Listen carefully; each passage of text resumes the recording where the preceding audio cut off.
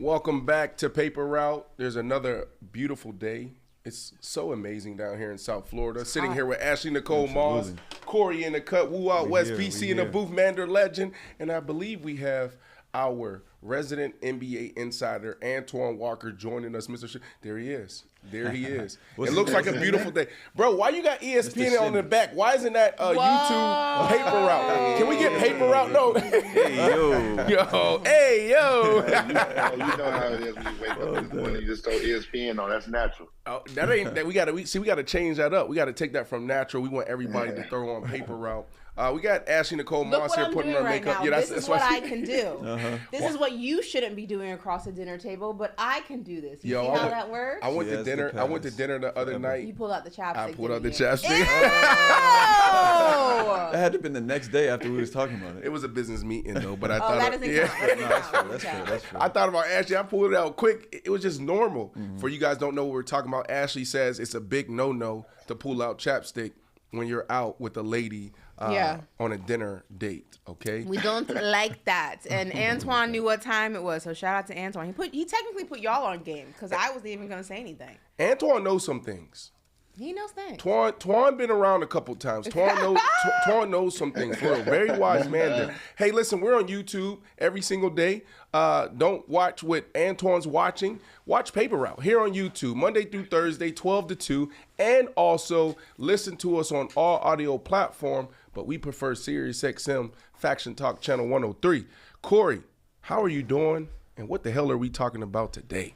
Man, I'm doing great. We got some NBA talk, right? So Jokic, he said he temporarily lost his NBA Finals MVP trophy, but I think there was an update on that one. So we'll talk about that a little bit. And Shaq believes LeBron James should have a statue outside of the Lakers stadium. So we'll talk about that as well. Wow. And whether or not Arena. That might be valid. He's a football player. Oh, You're a football player. Bro, switch your brain. He's in a football season. It's arena. I'm literally in football mode. Because basketball season's over right now. Yay! Everybody clap, basketball season's over. Yes, it's football season. But let's start with the news of the day, though. The Kansas City Chiefs, it's a good day for them. They are celebrating their Super Bowl victory tonight with their ring ceremony. So they'll be presenting them. Let's say if there's like a bet, right, that said they'll break the record in the amount of diamonds in a Super Bowl ring. Would you bet the over or the under? They'll have a record amount of diamonds in there. I would say, for me, Twan, Ashley, I would say I'll take the over here. Shout out to the Kansas City Chiefs. They worked their tails off to get to this point.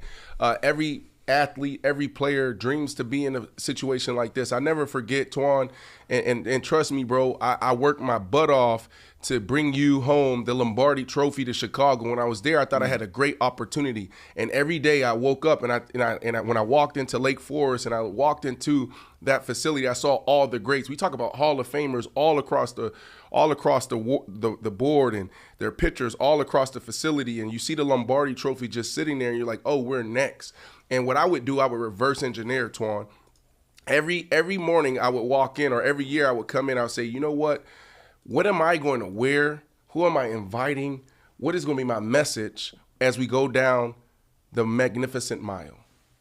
And I envisioned all these people there in the parade. I really did, right? And our coaches did the same thing. Hey, guys, we're going to reverse engineer. This is where we're trying to be after the season, that parade. So anyways. That makes me sad.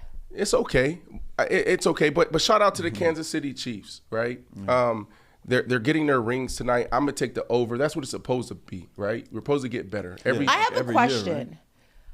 If you are dating someone for the football season, and she's there hypothetically, right? This is Ashley got a boo. Ashley right? No. This is not one of those like I have a friend and the friend's you. This is not. I'm just okay. Like really I'm trying to understand. You would tell us though, would you? No. I would maybe off camera, sure. No, but I really always wondered this because like if you're dating someone for the football season and she's there when you win your ring and you guys break up, do you invite her to the ceremony still? Like, is it like one of those type of situations? I'm just confused. Like, how does that work? Because she was there through the whole, like, does that work? Like, she was, so that's basically what you're saying is she was with you shooting in the gym. No, I'm just wondering. Like, I'm just wondering how that works. Like, No, she doesn't get to go. Do you Yeah, I'm like? like, I Is think it like a that's an easy courtesy answer, like isn't thing, or like I don't know? She was a massage therapist. Like, I mean, your massage therapist, your dry needling specialist, your I'm just chiropractor. wondering.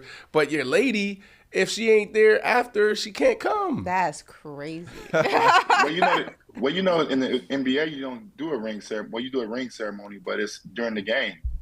That's Kansas right. City got like a whole, like, what's this, a dinner? Is this going to be a dinner or something? Big party. Did they Something get their like rings? that, yeah. It's just a big party? Yep. Yeah, 'Cause but you know, in the but NBA, you could. you get it at the game. Twan, you can get the wives, girlfriend. You can get them rings, right? I know that's a Yes. thing in the NBA. Yes, Not girlfriends. You can get them one. Some You people can do. get Really, family they get their members own one. version of a championship ring. You're They saying? give you an opportunity to buy one for your family if you want one. Who did you buy one for, Twan? We're not gonna disclose that. You acting like Ashley now. See, you acting like Ashley. We not real family if you can't tell us all Google the business. is free, man. Google is free. Was it more than one, Twan? Just one. Okay. All right. I got some news, guys. Twan, you can probably relate to this beautiful house. You have Robert Woods, you know, a really good wide receiver. Started with, I forget where he started, but we know him for the Rams, right? Yeah. Did he start with the Rams? Or was it the Titans? I don't know. He thought it started. was Let's the say he Rams. I could be started with wrong, the though. Rams. Phenomenal run there. Got hurt. Then he found his way in Tennessee. Got a decent deal. Signed this deal. Then he ended up buying this beautiful home in Nashville. All right. After he bought this home, just a few months later, he finds himself as a Texan. So now he has this beautiful home on the market. So anybody in Nashville that's looking for a house, or someone that's moving to Nashville that wants a house, or someone that just wants a new house, period, and don't know where to go, Robert Woods' house is available. The reason why this is news for me is because I wanted to talk about what athletes shouldn't do, but we all do, and I'm guilty of it as well. We get the big contract, Ashley, you know, and you know what we say? Oh, I'm home.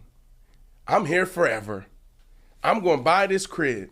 And then your ass gets traded. Then you get cut. And now you're stuck with all of this money wrapped up in this real estate. And so I did it, Twan. I don't know if you've ever made this mistake, but Bill Parcells told me, he said, youngin, don't buy that $4.3 million crib. And I said, Bill, I can do it. I can afford it. You're giving me $10 million a year. And I said, I'm going to do it. He said, all right, well, we all make this mistake. So, Twan, have you ever made this mistake and purchased a big crib and found yourself on the chopping block or traded maybe a year later? No, but the only time I did purchase a home was in Miami, and I played there 3 years. I signed a 6-year deal, and I played 3 of them. So that was the only place that I did it. Other places I always had a condo or apartment. But I did it in Miami because I thought I was going to be there for the whole 6 years. But I ended up being there 3 years. So I ended up going back there and living there, so it wasn't a bad investment. So I lived in Miami for a while after And no my state career was over tax. with. So it wasn't bad. That's another great point too. Was no state tax. I wasn't thinking about that at the time, but that was another great point too. But I thought it was going to be there 6 years. So you do that sometimes when you sign long-term contracts. You think you're going to be there forever. Twan, what years were you in Miami? 2000. I signed in free agent 2005 to 2008. Okay, so my question is, that was the year of the downturn in the real estate. Yes. Did Yeah. you win on your, what is it called? Was it a recession? It was a big boom, which turned into the recession. Did you win when you sold the crib, or did you lose? I broke even. You broke even, so you won. That's if you want to call it a win. I didn't make any money. Well, the reason why I call it a win in real estate, Twan, is because when you buy a house over $1 million, and I'm assuming your house was over $1 million, and if it's over $1 million and you break even, that's a win for me in real estate. That's not a win. No, it is, because there's only, you got to think about the people that can purchase a house over $1 million. In retrospect, yes, you're not losing money, so technically it's not a loss. But when you purchase real estate, the goal is to make more than what you purchased it for. By breaking even, all you did was give yourself the money back that you spent instead of making a profit. So it's not a win, but it's not really a loss. It's kind of like just riding the fence. The person who put that philosophy in place, they were flipping $300,000 homes. I'm just No, you make a good point there when you're saying like the buyers, limited buyers. So, yeah, right. It's limited buyers, but that's my news of the day. Ashley, I don't know if you have anything. It's funny that Robert Woods did that because I actually did that too when I was signed to the Cowboys. I bought like this mega mansion, then Jerry cut me. It was really, it was weird. You know what I mean? I looked like, it was like on this massive amount of acres. Like Troy Aikman was my neighbor. It was sick. I had a swimming pool, a sauna, a whole thing. And the next thing I get a call from Jerry and I'm cut. I'm just like, what? I just purchased this house. It was nuts. How are you still a fan then if they cut you? You don't feel, you're not bitter? The game is the game. You know what I mean? I'll be back. Jerry's gonna need me eventually. I'm just waiting for the call. Speaking of call, let's do some math. Are you good at math, Corey? Pretty decent. Okay. What's 60 plus 19? Oh my goodness. 79. 79. 79 is the amount of seconds that it took Messi to score a goal today against Australia. The fastest goal in his career. The same Messi that Brandon Marshall sat in this chair and said he is out of his prime and he is old. 79 seconds, Brandon Marshall. How do you feel about that? Listen, that was beautiful. You got to know the whole story. I don't know the whole story. The whole story is he scored a goal in 79 seconds. What I'm assuming is they don't really play really good soccer in Australia. When is the last time, Twan, we heard of Australia being good in anything? Oh, my God. That's what we're doing. Okay. I'm just saying. Right? Twan, you watch sports. You watch all the sports. Ashley's trying to be petty right now because I said that he's not the GOAT. Do you have Messi as your GOAT? I mean, when you think of soccer, you really do think of him, though, bro. You got to give him a lot of credit. Listen, what about Pele? What about Pele? No, it's not the same. Oh my goodness! It's not the same, bro. I mean, it's just facts. 79 seconds, Brandon Marshall. All right, shout out to Messi. He's here in Miami, right? Ashley? No, he's still playing with Argentina. He's not obviously, in Miami yet. Obviously, right? Yeah. When is he? I thought he was here. Remember, he had the plane. He had the dope outfit on coming off the plane. he once his contract is up in Argentina, his next stop will be Miami. So when is he coming? Isn't it I believe the 2024 season? Really? I thought he was coming now. No, well, because the MLS season actually just ended. So technically his signing came at the end of the MLS season. So it will be next season. It will be 2024 season. Right now I'm seeing the end of June. Which is the 2024 season. Yeah. So are you going to go to any games? Absolutely. I'm so excited for Messi to be here. I mean, I've been watching him since I was a little girl. To have him in this close proximity is nuts. I'm really excited. And you on crutches though, ain't you? How you gonna get there? You on crutches? I won't be on crutches come end of June. Don't put that bad mojo on me, Ricky Bobby. All right, calm down. Isn't that why Jerry cut you? Because you were recovering your recovery. Okay, Jerry cut forever? Me years ago. Relax. But because you were taking forever to recover. No, he cut me years ago. I wasn't on crutches years ago, and I'm not on crutches. I have a scooter. Hey, Twan, you talked about buying a house in Miami and being here. I've been talking to you about this for a year. Put you on the spot here. Will you move back to South Florida? And when? I don't know. Will you make me a deal worth me coming back? Oh, okay. I'll be right. Ain't no fun when the rabbit got the gun. My mom hates when I say that, but I'm gonna say it anyway. I'm close. I feel like I'm 3 to 4 months away. 3 to 4 months away. I'm coming then. You know what I realized, right? Like, and then we can jump into sports. We got Twan here. We want to talk some basketball. Obviously, we can talk all things with Twan. But in this new space, when you sit down with these big brands to partner with or to invest in your platform, you're just too small, right? They have like $50, $100 million budgets. So when you come in, it's like, yeah, we just need 500,000 for a quarter. We need $1 million for a quarter. They like, man, this is too small for us. So it's really about relationships. It's really about like who you know, and it takes time to get those deals to keep your platform moving forward and keep it thriving. So, I feel like we're close. It's been a long time coming. We got to keep working. I'm gonna be in France. I'm leaving Saturday, right? They call it Cannes Lion. All the big brands and CMOs and CEOs. So is it like Investors Week? Because the film festival is over. No, so now it's all the biggest brands and marketers and corporations out there. So it's all about marketing and branding and ad. Oh, you're going to miss Father's Day. You celebrate early. My kids are young. Got it. You trick them. You trick them. Hey, it's Father's Day today. Yeah. It is cool. It is cool. I mean, I obviously don't have kids, but I have friends who have kids, and it's funny because my friends will do the same thing. Like their kid's birthday will fall like on a weekday, and we're like, we're not doing that. So they'll celebrate their birthday on a Wednesday. Happy, but the kids don't know any different. Right. Like. Well, look, guys, I got some more news for you real quick before we get into the sports talk. Tyler Perry, becomes first African-American to acquire 2 major television networks. It's the first time in 20 years BET is now black-owned. Those are one of the companies he now owns. And for the first time ever, VH1 has been black-owned, and that is by Tyler Perry. Yo, how major is this, y'all? Well, they're both owned by Viacom, so that makes sense. Mm-hmm. So he took over Viacom, or he took over a portion of Viacom. He bought BET. Well, if he bought BET and VH1, then he took over a part of Viacom. Correct. So it's all exactly. under. Okay. Now it's no longer with Viacom. Oh, so Tyler Perry Studios owns BET. Correct. Got it. That's incredible. I mean, this is, if you aren't familiar with Tyler Perry's story, I mean, this is a man who was sleeping in his car because he was homeless. Yep. And I know a lot of people are torn over some of the movies that he does, especially the Medea films and how they depict the black community and things like that. And I know people are torn on that, but I think you can't negate the fact that he employs a lot of black people. I mean, Tyler Perry Studios in Atlanta is like Tyler Perry Hollywood. Like it is responsible for employing a lot of people. A lot of his shows, he hires black people to run them. And also on top of that, I mean, every single show he makes and he produces employs people. Like it gives people jobs, especially in an industry that it's hard to have a steady job.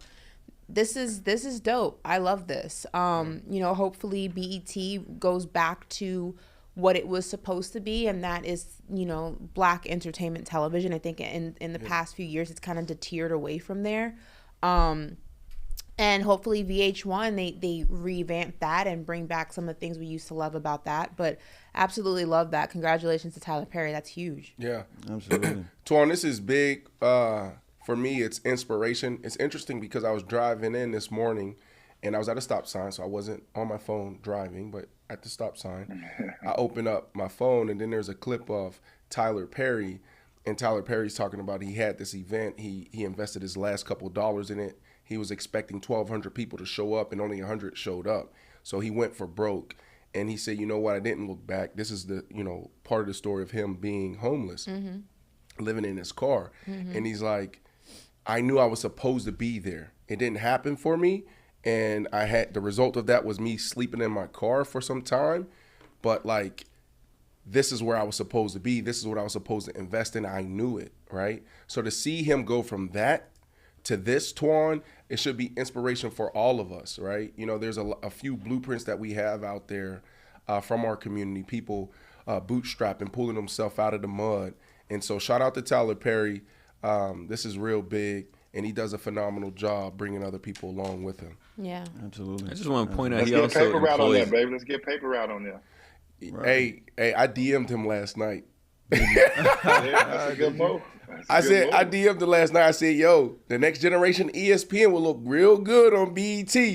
I've been DMing Tyler Perry for 3 years. No, he ain't even see it yet. I'm a thought. I'm like a thought, Twan. For real, let me show you. Y'all think I'm playing too. No, all y'all listeners, y'all can't see Nobody this. thinks you're playing. We all think you are very serious. Hold on, watch this. Hold on. Y'all think I'm playing. Tyler Perry. Shooting your shot, bro. Just shoot your shot. Look, Tyler. Yeah, them bubbles on one side. Corey. Good point, Corey. What'd you say? Them bubbles on one Yeah, side? it was on one side of the phone. Hey, what's the quote? You miss 100% of the shots you don't take. Yeah, So. right. Because first I was You'll see DMing it like, yo, eventually. can we get you on the show? Can we interview you? And now the moves he's making, I'm like, yo, I just want to sit down and pick your brain. Now he got the studio popping and rolling. Now he got BET. Yo, paper route be dope over there. You know what I'm saying? Yeah. There's a few other ideas we have. Twan, you got a few ideas. I didn't heard your ideas and what you trying to do. Sean, let's shoot our shot. Right now, you sitting in front of you sitting in front of Tyler Perry right now. Oh my God. No, a lot of people don't know, like Twan got documentaries. Twan got so many things that he's working on. It could be like a, like a sports center or something. No, that's not it. Like a sports show. No, I'm Tyler Perry, and you're pitching me your ideas. I want to pitch a black sports center. If it's on BET, if he's buying BET, a black sports center. Well, say it then. Like I'm Tyler Perry. You can't go in and say, "Hey, I want to do this." Like I'm here. What do you want to do? What is it? Shark Tank? Tell me. Yeah, this is Shark You can't catch me off guard like that. Got to get myself together first. I'll be like this, Mr. Perry. We have a huge opportunity in the space today. As you know, there's a lot of disruption happening in media. We feel that athletes want to sit down with athletes, artists want to sit down with artists, and we have a social, cultural phenomenon happening right now. We would love to partner with you and BET to bring our version of SportsCenter, our version of First Take. So, Mr. Perry, here's the opportunity. We're putting together X amount of millions of dollars. We're going to invest in infrastructure, so studio space, which you already have, software, technology, equipment. We're also going to invest in talent, and we're going to invest in our team. We need head of media. We need you feel me? There you go. Look, Ashley's like, what the hell are you doing? I'm just thinking, like, if we had $1,000 every single time Brandon used the word infrastructure or disruption, we could make our own TV network. We wouldn't even need Tyler Perry.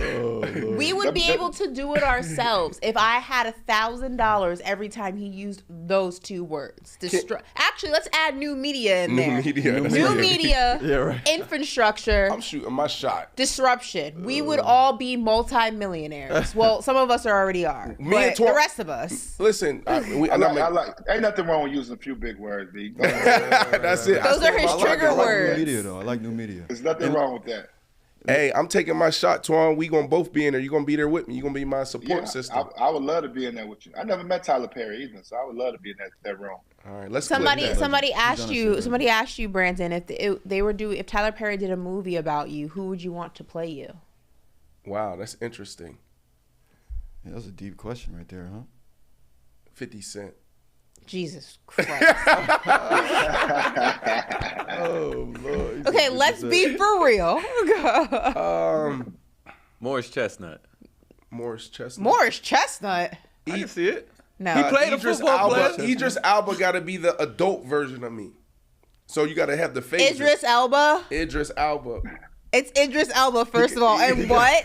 What? No. What? He ain't cute enough? Yeah, he could No, he's execute not right. like he's not even, he wouldn't even be a good you. He's not like a football player. You got to get somebody who looks like they could have played football. Isn't he tall, though? Is he pretty tall? So who you got He's out? not Who's that out big. we there? got to his, find like, somebody that's look is mad tall not- at the end of the day. Like, So who you got out there, Ashley? Like, you give me, I don't know. I thought it not.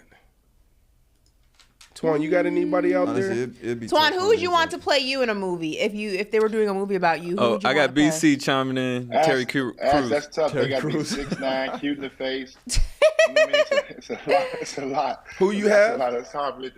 No, I just said it's tough to find somebody like that. They got to be 6'9", cute in the face, be Moss. Hey. I'm trying to make my mind. Jeez, I'm actually looking at this. actors right now. You got a list of actors in front of you. I am. What about Chris Tucker? Yeah, who would you choose, B? No, you said Terry Crews. Terry Crews be great for Antoine. Kind of look alike a little bit. Yeah. Look, Antoine said, yeah. That wouldn't be too bad. I don't have anybody out there. I feel like it would have to be like a random. It's that just Idris make his Elba. debut, you know. No, It's Idris. Idris. I feel like Morris would be a better fit than Idris. Idris doesn't look like he could have played football. Remember Morris, Tay the best Diggs? man? Yeah, he That version. Yeah. I think he could Oh play yeah, you. Yeah, Lance, sure. like in the He best was a man. football Yeah, he was a player. football player. That's he true. was a football player. That's true. Those football scenes, though, man, they were rough to watch. You got Jamie Foxx. Yeah, they Will were. Smith. Being honest. Yeah. I would want to play me in a movie. I would want Lauren London. Yeah, That's a good one. I Yeah. can see that. I would want Lauren London. You kind of got the new vibes going today with the earrings. I know, because I always got that new. You know what I mean? Yeah. Well, listen, we got one more piece of news though. On the note of new media, our very own Brandon Marshall had an appearance on Cameron and Mace's "It Is What It Is." Jesus We got a clip Christmas. from that episode. We got to watch it right quick. Guys, we're going to dive right into Chris Paul. Hey. Okay? What's wrong? That's crazy. That was nuts. You're gonna dive into Chris Paul? Go ahead, man. He's new to the show. Yeah, He's new to the show. Yeah. That was a pause. God, that was crazy. What do you mean gonna dive into How you Chris gonna Paul and dive? don't understand? The topic, bro. I want to talk to you. He didn't want to talk to you neither. He didn't want to. He didn't right now, yo. Is he waved or cut? Your way is get the fuck out of here. And shoot. And shoot. I truly believe if you insert a Chris Paul that can go in and take some of the low.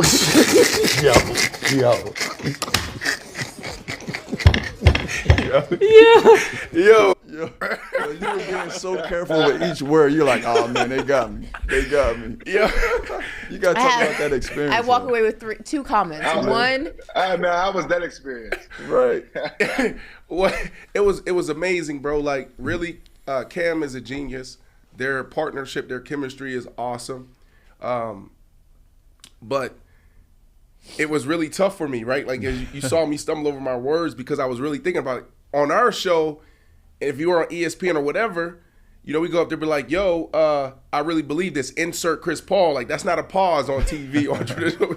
And then I'm talking about, and then the other thing I said was, you know, you take off the load. We talk about load management, all that. That's not a pause on our show. So I'm literally trying to put my words together, but thinking through like, They're damn, from it's Harlem. about to be a pause moment. Yeah. But we had a bunch of those moments. It was fun, bro. It's really dope to see what they doing. It's dope. It's dope. they're from Harlem. They're different. First of all, Cam, your teeth look crazy, my guy. Your teeth look nuts, my guy. All right? And Brandon, why was your suit jacket so tight? What the hell was that? You saw that? What was that? Why was your jacket so We were just talking tight? about, He went to the same tailor as Shannon Sharp. Right, you yeah, and Shannon that's Sharp what sharing I'm saying. Taylor. What the hell Shannon was that? You couldn't even move. It looked like he was about to bust a scene. Like, what the hell? Well, because that was my old suits. I'm a little heavier now, retired. So I got my retirement weight on. And so, like, over here, look how we dress. So how we dress is how they supposed to be dressing, and vice versa. So like what's the attire? He's like, yo, we wearing suits. So I had to go. When did you and know so- that you were going on that show? We've been working on it for about a month or two. You could have got your suit taken out, or you could have got a new one. You walked up there looking like the Michelin Man. That looked crazy. You looked crazy. Guys, we're Can I gonna get that dive one right mic? into Like, Chris Paul. yo, Look at the arms. yo, let me tell you right now. He sneezes, the whole jacket's getting ripped off. cartoon style. Like, it looks like he squoze into a jacket 7 sizes too small for him, and one sneeze and his whole seam line is busted open. He looks crazy. Could you even move your body? I couldn't. I ain't even have Yo, my. they saying Brandon Sharp in the chat. Brandon Sharp. He looks crazy. The plaid was dope though. Yo, Just the pattern. your jacket's tighter than Mace, and that's saying a lot. It's just tight. Yo, so Like, I didn't even have my pants buckled up. It was that. your tight. pants didn't fit either? No. Jeez. Damn, Brandon. Listen, I'm 260 right now. 260. I'm 260, probably Hey, maybe yo. 255. I played at 230, 235. So like, I feel like my walk around weight post career is going to be probably like 240. I might be able to get to 230, but I don't need to be 6% body fat anymore. You know what I'm not So saying it's tough. 6% body fat. I'm just saying get a suit that fits. I know. I need to invest in some new suits. You I will sitting do there in that. a tight jacket and your pants unbuckled. You worried about pauses with Chris Paul load management. That's a pause right there. Yo, y'all gotta watch this, Torn. I don't know if you watched their show yet. Gotta watch it. Tomorrow's it comes out That's at what I 8 was gonna a.m. ask. It's Okay. pretty dope. It So was come out fun. tomorrow? And I was actually the host. So he ain't bring me on for my color, Twan. He brought me on to host it. So I was just doing the ins and outs. Hey guys, welcome back to It Is What It Is. I am your guest host, You were Brandon Stat Baby? Marshall. Yeah, Stat what I thought, Baby's yeah. in Paris right now, which she is. She's on vacation. She'll be back soon. I'm sitting here. So I was just doing that. And so it was pretty dope to actually sit in that seat. That was cool. Yeah. All right, let's talk some sports, y'all. Like I said at the top of the show, Nikola Jokic, he actually had an interview with Malika Andrews, and he described how he misplaced his NBA Finals MVP trophy. We actually got a clip from that interview. Let's take a look at it. I gotta tell you, I've done a couple of these Finals MVP interviews. You're the first one to come in without the trophy. Where is it? I really don't know. I left in Sparky's room and it's not there anymore, so I don't know. But hopefully it's gonna arrive in my house. So like he said, he actually had no idea where his NBA Finals MVP trophy was. But we heard from an update from Malika Andrews. She said, rest assured, Nuggets longtime equipment guru Sparky had everybody nervous for a second. But Sparky Gonzalez has the trophy cleaned and detailed, and that's what he was doing for today's parade in Denver. So rest assured, everyone, he has the Finals MVP trophy. But, like, what if he lost that? Like, what if he actually lost it? There was no way Jokic has never won a chip, so he probably does not understand like the protocol, but that's something they always do, so that it's nice and shiny for the parade. They've been doing that since the beginning of time. I do remember a story though that Tom Brady he lost his jersey.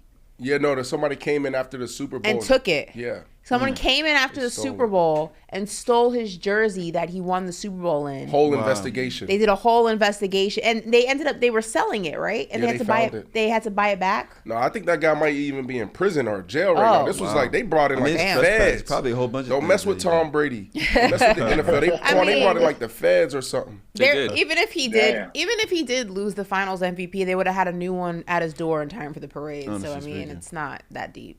Honestly speaking. Twan, this is what I see here. I think that Joker is one of those guys that's laid back. You know, the lights, the fame, none of that really moves him. We've been around guys like that in the locker room a lot, where it's just like, yo, I'm here to play ball. But I do believe that Joker is trolling us. I do believe that Joker, Twan, is like, you know what? My nonchalantness is entertaining to them, so let me lean into it more. Do you believe, Twan, that he's actually leaning into the thing that is entertaining us, but it really is just him? No, I think it's his personality. Yeah, 100%. I really do think it's that. I don't think it's nothing behind it. I think it's his personality. I think this is how he go about business. And I met with the team before, but he's tight with Jamal Murray and those guys. I'm pretty sure he's different behind closed doors. When he's just with the players, but I just think that's the image he wants to portray. Yeah. I don't think he's like nonchalant in his like 24/7. I mean, even if you saw Twan, I don't know if you saw the clip of him on the bench and he's like yelling at his teammates, like, come on, let's finish this. Like he's animated. That's not somebody who's nonchalant. That was one time. No, if you've watched Nuggets games, he's done that before. Yeah. Like he's riled them up, and maybe like Twan says, he does it in the locker room behind closed doors. Yeah. But I truly think he is a guy who like he does ride horses, and like he wants to just be in Serbia drinking beers and riding horses. Like I think when he says that basketball is not life to him, it's just something he does. I think he wholeheartedly means that. Like he has a lot of things in his life he prioritizes before the game that he plays. I believe that 100%, and I'm not upset with that. There is more to life than just basketball. Right. Okay, well, Torrin, really quick, go ahead. I see you about to jump in. No, I'm just mad to ask. What you're talking about is more than life than just basketball. Don't do that. No. I'm saying like when you're a basketball player, your whole life isn't just the sport. You have a life outside of that. You have a family. You have businesses. Sometimes. You have sometimes if you're fortunate enough, you have children. You have aspirations outside of that.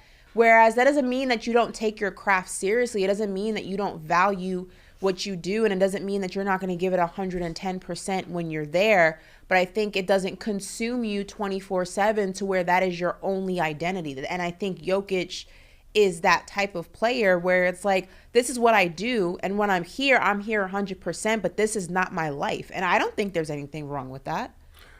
No, he has it right. I just think that, like, what I'm saying is this is his personality, but he's leaning into it. You know what I'm saying? He knows the cameras are on. He knows that, you know, we find – it's like Bill Belichick. That's who he is to me. This is a perfect example, Bill Belichick.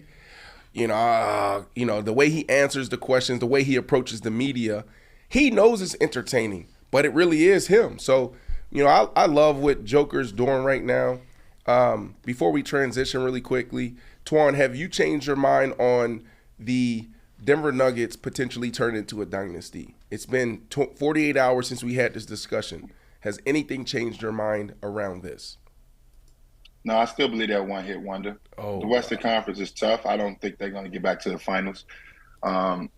it's hard to keep that group together. You're gonna get some guys in there that's gonna become free agents. They're gonna want to make some money. They play well on the big stage. It's just hard to keep a core group of guys together that you can continue to make a title run with, unless the organization is gonna be willing to pay max money to some guys. But I don't think so. The Western Conference is too tough.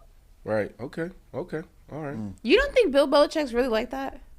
No, you don't listen to me. No, I do. But you say that he leans into it. But I think that I don't think he's lenient. I think that's who like Popovich. I think he is just like that. No, I think they're like that. But I feel like they turn everybody it up. knows. No, it's not turn it up. It's like when I say lean into it, it's like I know this is who I am, and I'm gonna stay right here in this pocket. It's like their brand. They know that's their brand. Oh. That's all I'm saying. I'm not saying they're going out there and trying to really entertain us. They're aware of us being amused and entertained by them. That's all I'm saying. Marshawn Lynch probably turned it up a little bit more. Anyway. All right, moving on, guys. Like I said at the top of the show, Shaquille O'Neal shared his thoughts on whether or not LeBron James is worthy of a statue. This is what he said. He says, if they wanted to give him a statue, I'd be fine with that. But if Lakers fans are real greedy, okay? You got this in the bubble championship, but when are you going to give us another? It's always that. So yeah, that's the question, right? Like, is LeBron James worthy of a statue outside of the Lakers arena? Right now, there's 6 Lakers with statues outside the arena. That's Elgin Baylor, 14 seasons, 10-time NBA first team. Jerry West. You got Shaq, Kareem, Magic, and Chick Hearn. He's a long-time announcer for the Lakers. You think he's deserving of it? Antoine, we'll start with you. I think he's deserving one in Cleveland. I just think that's where the statue should be at. Drafted there, his hometown, brought championships there. So I think it should be in Cleveland more so than L.A. And I do and not to take anything away from a championship, but the bubble championship, it's got asterisks by it. So we don't necessarily know it wasn't a full season, a full grind. So it depends on how you look at that. But I would love to see LeBron's statue in Cleveland. Yeah, I'd say that makes more sense, right? Does Kobe Bryant have a statue? He does not. Oh, okay, so there you go. Well, he's going to have a statue though. But he doesn't. So there you go. Like and then on top of that, like Shaq's quote was a contradiction because in one sentence he says, I wouldn't be mad if they gave him one. Right. And then at the end of the sentence he basically says, but he hasn't really done anything. Yeah. So what have you done for me?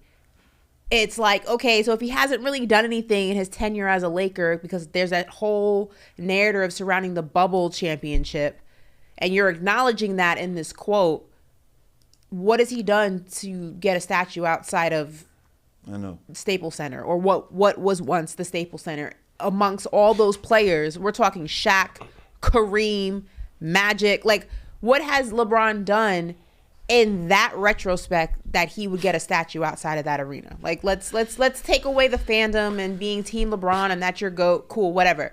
Look at the guys who have a statue and their resume and their list of accomplishments as a Los Angeles Laker, and then look at LeBron. Like, let's be for real. So I'll say this. I was going to say he doesn't deserve it, but I'm going to change my approach here. LeBron James gets a statue outside of the Staples Center if he wins one more. I do believe the bar was set high by the guys that you named: Kareem Abdul-Jabbar, Shaquille O'Neal, Magic Johnson, Elgin Baylor, Jerry West, and the all-time great broadcaster. Kobe Bryant. It's just a matter of time. I don't know. They're probably in the shop right now, molding and shaping a Kobe Bryant statue. Like, that's going to happen. Twan, I do think that you're right. Like, it's when you think about LeBron James, what he did for Cleveland, bringing their first championship, it makes more sense there. The Heat will never allow that to happen. I don't know what happened between LeBron James and Pat Riley. Maybe you can give us a little inside information there, but it doesn't seem like Pat Riley and LeBron has the best relationship. I just saw D Wade on Club Shay Shay, and he talked a little bit about that, and then they just glanced over it and moved forward. But when you look at the numbers here, LeBron James it's not like he has this phenomenal record with the Lakers, and he hasn't been there for a long time. 163 wins, 115 losses, one championship. Shaq, 377 wins, 137 losses. But he won 3 championships, 2000, 2001, 2002. Kareem and Magic, pretty much the same type of career, right? They were with the Lakers for a very long time, and they won 5 championships, 80, 82, 85, 87, and 88. Jerry West won 1, but he started his career there and pretty much ended his career there. He is the logo, right? He got there in 72. The difference is between LeBron and Jerry is Jerry was drafted there. Jerry started there. Jerry was one of the first faces there in this new era, well, the second era. And then Elgin Baylor, 0 championships, but he was there 14 years, okay? And he was the face for so long. There's guys that paved the way for the guys like the Magics and the Jerry Wests of the world. So I would say this, LeBron James, if he wins one more, I think he's deserving of it because he's in that same category as like a Jerry West, Michael Jordan, like what he's done for basketball, this new era in basketball. We're not talking about a statue in front of the Hall of Fame. We're talking about a statue in front of what was the Staples Center. Like, I have to disagree with that. I mean, and I'm surprised Shaq even said he wouldn't be mad if LeBron got a statue. I mean, we're not negating what LeBron means to the sport of the NBA, but the Staples Center, or what was once the Staples Center, isn't the NBA. It's about the history of the Los Angeles Lakers. And I'm sorry, LeBron forcing his way to LA to put himself in a better situation to win a championship and all his other business endeavors. I'm not knocking that, but that doesn't make you a lifetime Laker. That doesn't make you part of Lakers history. And I know people will say, well, he broke the scoring record. Yeah, but he didn't break the scoring record with a tenure only having to do with the Lakers. That was across his entire career with multiple teams. Having a statue in front of an arena means that you are cemented in that team's history for an extended period of time. You mentioned Kareem and Magic and Shaq. I mean, those are Lakers. Those are guys who will be cemented in Lakers history forever. I think that when it's all said and done and you think about LeBron James, you will think about Cleveland. You're not going to think about LeBron the Laker. You're not even going to really think about LeBron the Heat player. You're going to always think about LeBron, the kid from Akron, Cleveland, and that's okay. I just think a statue is a sacred thing, and it should go to players who have done so much for an organization over an extended period of time. And when it comes to the Los Angeles Lakers, LeBron does not fit that criteria. Fair enough. Torn, you have anything there? No, that was well said by Ash. I believe that too. I think, obviously LeBron was, signed as a free agent. He wasn't drafted there. Doesn't have the same, the same feel, especially so the fans, then the community, and they see you, watch you grow up and watch you play and watch you develop into this champion. Where in Cleveland, they saw that. You got to think about, I think his statue should be in Cleveland. I think Cleveland should come back and put him in Cleveland. Send a kid, grow up, high school, won a championship in your hometown. So I think LeBron should go to Cleveland. It would be a no-brainer for Cleveland to call him back and to put a statue in front of the arena. Yeah. So, I'm not sure the name of the arena. Absolutely. So I agree with that 100%. That's the best thing to do. So I just Googled Los Angeles Lakers season by season recap. The reason why I Googled that, because I want to see the records, over the years. So when you look at when LeBron's been there, what, 5 years or is it 6? Since 2018, so like 5 years. Like 5.5. Okay. Yeah. 5 Okay, and some great. change. So do we remember what the energy and what was happening around this team before LeBron got there? Do you remember what was going on? Was it like 7-8 years? They didn't even make the postseason? Am I off there, Woo? Can you help me out here? Yeah, Fact check this. Like the Lakers were at the bottom of the barrel. Even with, it was Kobe was there. He was aging. But they weren't any good. So you mean to tell me LeBron comes in and he plays there, let's say he ends his career there, so let's say 8 years. and he delivers 2 championships, he can't be in consideration for a statue? Because what Twan is saying, and what Twan and I are saying, and he made a good point, you got there in free agency. You reviving a franchise that was going through a dry spell after winning multiple championships and being a powerhouse in the NBA consistently, and delivering a championship in a very infamous setting, and I'm not taking it away from him. I'm with you on that. They didn't even have. I'm with you guys on that. They didn't even have a parade for that championship, Brandon. Put that into perspective. They never had a parade for that championship. Because we were in a pandemic still. They said they were going to do it once the world opened up, and it was forgotten about. Like, there were other teams who won in the pandemic. And when I say pandemic, I'm not negating the pandemic. I'm saying there was a year that it was a semi-pandemic, whatever, that had championship parades. Like, what I'm saying is I'm not taking away the championship. I'm not taking away the revival of the Lakers with LeBron being present. I'm simply saying that does not equal a statue in front of what was once the Staples Center. That is a sacred thing, and LeBron does not fit that criteria. It belongs in Cleveland. His jersey should be hung in the rafters in Cleveland. He is Cleveland. He is the kid from Akron. That is where your legacy is, and that is where you deserve your statue. Mm-hmm. It doesn't belong in LA. What if he wins 2 more? It doesn't belong in LA. What if he wins 2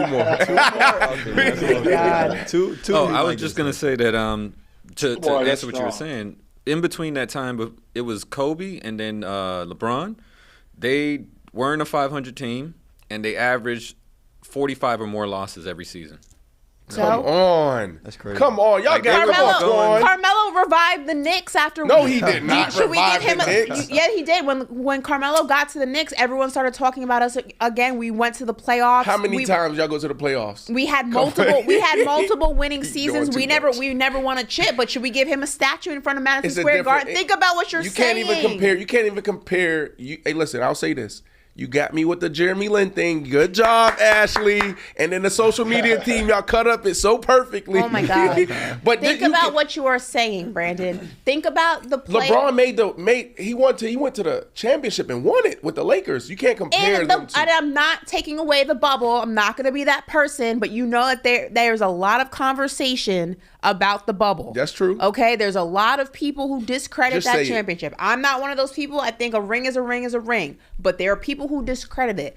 I'm simply saying you have to look at the people who have a statue. You have to look at the players who don't have one. Rest in peace, Kobe Bean Bryant. LeBron does not fit that criteria of what those Lakers have meant. He doesn't. And there's nothing wrong with that. You can't have a statue Should KD get a statue in front of the Chase Center? Which one's the Chasing the Golden Where the Golden State Warriors play. He gave them 2 championships. No. That's my point. Because he had Clay. Oh my God. God. He had Steph. LeBron went there. Think about the run before LeBron got there. We're talking about 8 years. Did you say it was 8 years? No, 6. 6 years. The bottom of the barrel. Who cares? That's a big deal. It happens. They couldn't even sell. They was giving away courtside. Should they retire Katie's jersey with the war? Like, what are we saying? Like, let me say this then, because y'all not gonna chop me up and put me on social media again, turn me into another music. Hey Twan, let me ask you this question. Should we consider the NBA world putting an Antoine Walker statue outside of the Basketball Hall of Fame? Because Twan, fun fact, guys, I don't know how many guys have been able to accomplish this feat. Antoine Walker, Mr. Shimmy himself, is one of very few that's won a championship at all levels. Little League, high school, college, University of Kentucky, and the NBA. Should we consider it, NBA world? To be exact, I think it's probably like 50 of us that have done that. That's a big deal. That's crazy. It's like 50 of us. I don't know the exact number. It's around there. You can look it up. That won that. But no, that holds some weight. A lot of weight. I think it does. I'm sorry. I like for my personal, I like to have that in argument conversation. We over dinner. I'm around the guys. I love that. Maybe like a hall. Maybe like a specific hall in the Hall of Fame. Right. You know how you know what I'm saying? Of all the jerseys of players who've done it and call it like the ultimate winners hall or something like that. True champions or something. Like yeah. True champions. But we True can't, champions tunnel. Yeah, something that's a good one. Yeah, that is a good one. Champions tunnel or something like that. That would be tunnel cool. of champions. No, Okay. Tunnel. True. True. What is that different from a fake small, tunnel though. of champions? Like, No, would actually, think that I want to number's say it big, is but that very number's rare small. air. Right now. I googled it, and it's 15 players who have Wow. won at all 3 Told levels. you. That's it. 15. Why you say That's 50? it. Wow, Twan, 15? you weakened No, your. I'm not counting high school. I didn't count high school Why? because I just didn't. I'm talking about college and pro. We don't go. No, back we to call high school all days. levels, baby. All levels. Oh, okay. Little league when Okay. you was 7, 8 years old. High I school. played little league. Yeah. That's right. It's fire. I got For Jackie 33 when it Robinson and comes for to Jackie college Robinson and wins professional. too. Say it again. 33 for college and professional. Okay, so I mean that number's still smaller than 50. Mm-hmm. He's in very rare air. Yeah, That's all I'm You're saying. an exclusive Mr. group. That's Shimmy. what I'm saying. No, that I feel good with that. that's That's not nice even right there. 40 players. Twan's total. just like this, like salt to the earth. Twan, did you ever get in a fight? Did you ever punch somebody in the upside Why their are you head? trying this man for? He's just so nice. He's a nice guy. Twan is like one of the nicest human beings I've ever met. But I don't fight, B. I grew up and I had a guys fight for me. Oh, see? There you go. That's a boss. He's from boss. Chicago. That's a Chicago boy. Boss talk. He was Boss talk. protected. Hey, don't mess with Yes. Twan. He's the one. He's chosen. Did you know he Touch me. also was really good in baseball? Yes, You didn't know that? I did. Yeah. Yeah. Well, look, hey, Two Twan, I sport got guy. another. You said what was that, Twan? I'm not. I was going to get on my baseball status, but don't worry. Well, no, listen, I still want to get your thoughts on something else basketball related. So Patrick Beverly, he has his own podcast. Karl-Anthony Towns was a guest on his, and he made an interesting claim. We got a clip from that episode. I want to look at it real quick. You played with Cat, you played against Embiid, you played against Joker. Like, who you think the best big man I can't is, hear you right? guys. Right. And I go, y'all not gonna like my answer. They go, no, for real, Pat, like just like we talking basketball talk, not like Patrick Beverly talking basketball talk. I'm like, all right, cool. Cat, what? What? I think I told Trevor, we playing the Lakers. I say, hey, bro, I ain't gonna lie, bro. And I love the beard. I love James Harden to death. That's my man. When it comes to like offensively gifted players, I say, man, Trev, it's two people, bro. It's Cat and it's James Harden. And I think I got Cat one. But there's nothing wrong with saying it. If he's there every day and watching this guy work and seeing his skill level, I have no problem with that. Yeah. No, and Antoine, we're back. I don't know if we caught the beginning of what you were saying, but yeah. No, I Patrick was saying he Beverly played basically with him and says seen that him every day. Karl-Anthony I have Towns no best center in the problem. league. I have no problem with him saying that Yeah. at all. 'Cause, And I think he's very he skilled. says, go ahead. But he's very skilled. He's unbelievable talent. Obviously, I think he hasn't played to his full potential yet. But I have no problem with Pat saying that. Ashley, your thoughts? What's up? You see Ashley's face over here. I'm gonna have to respectfully disagree. Okay. I mean, let's get into it. Sabonis better than Karl-Anthony Towns. Yeah. Bam Adebayo better than Karl-Anthony Towns. Let's go through the list here. Jokic better than Karl-Anthony Towns. I mean, I can name at least. Do you got Karl-Anthony Towns stats? I can name at least we can off the look top at of my head right now at Well, least so- 8 centers better than Karl-Anthony So, Towns. but what are some stats that you're looking at if you're looking at somebody like him? I'm looking at his versatility, being able to shoot the three, can handle. Obviously, the only thing that you can really knock him for is they've yet to become a consistent winning team. Yeah. So he has to prove that. And if he starts winning, this conversation will be totally different. Yeah. So, I mean, I'm looking at his stats. I mean, Joker's been the MVP a couple times, but now the conversation has changed. Everybody now talks about where he ranks at in all-time centers in the league. Prior to that, we never talked about that, even when he won MVPs. Yeah. But now you're at the championship with it, and he's the MVP in the finals. Now our conversation changes about him. So I just think with the losing, I think Ash is kind of killing him because they don't win a lot in Minnesota. But he's up there. He's really skilled. He's tough. So you would say don't get it twisted. Okay, because typically when we're talking about centers, it's Jokic, it's Embiid, it's Davis. You're saying that there's not that much drop off from a guy like Karl-Anthony Towns and like those elite centers that are normally in that conversation.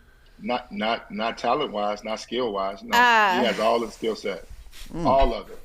So who are the? I want to like let's categorize him maybe with other centers. So like who? He's not. He's not. I'll be. 8 was a little wild. I can name 5 centers better than him. Mm-hmm. He's not better than Embiid. Yeah. He's not better than Jokic. Mm-hmm. Okay. I don't think he's better than Bam Adebayo. Okay. I don't think he's better than Sabonis. Yeah.